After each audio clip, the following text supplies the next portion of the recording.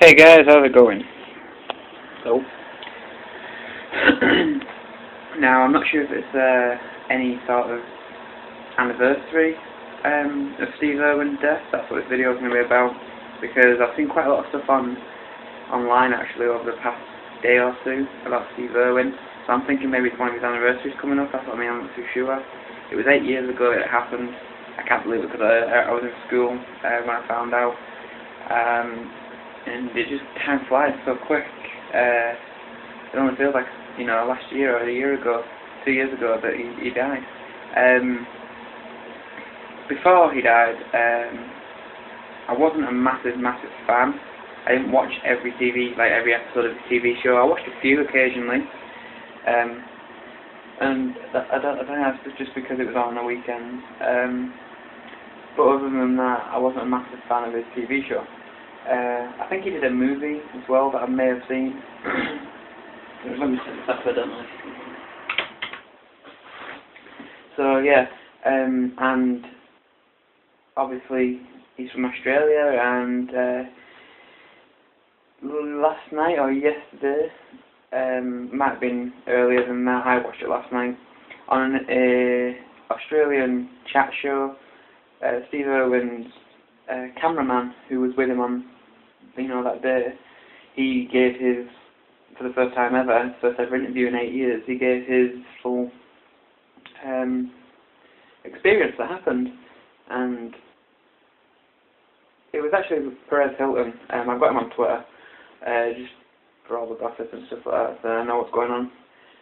He actually put it up, and he said that it was quite, if you're squeamish, to not read on, and basically I watched the video anyway, and the guy, his photographer called Justin, they've been together for years,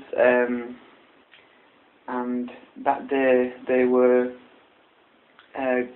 filming, I don't know what they were filming, they were filming a part for a new documentary called Ocean's Deadliest Animals or something like that. I'm not really sure. And there was bad weather, so they couldn't go out into the ocean. So they went into this little bit of, a bit more shallower area in this dinghy, just them two. They had obviously the film crew with them, but they were up on the surface, and Steve and Justin, they went down and they found a stingray.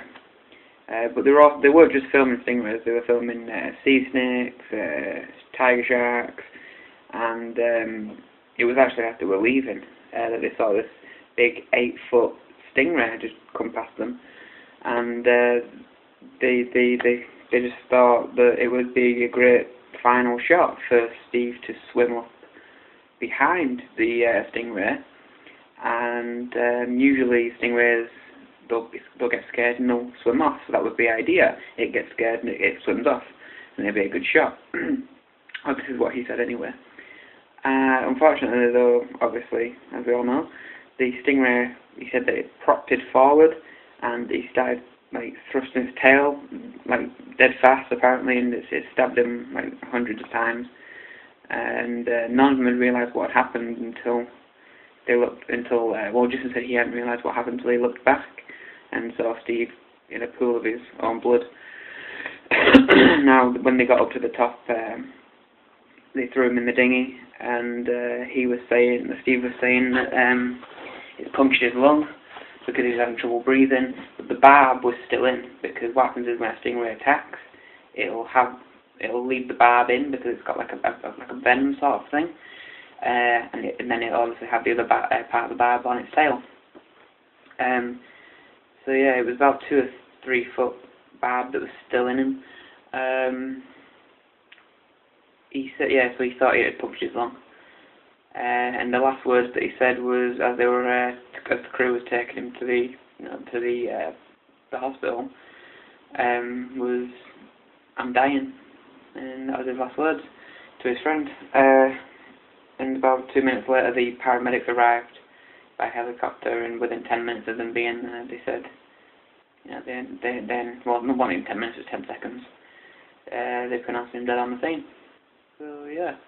It is a sad story because he was a massive influence to people around the world. So I thought I'd just do a quick video just explaining the whole story and ordeal. because it is surfing quite a lot in the news. So yeah. Until then, guys, I'll see you later.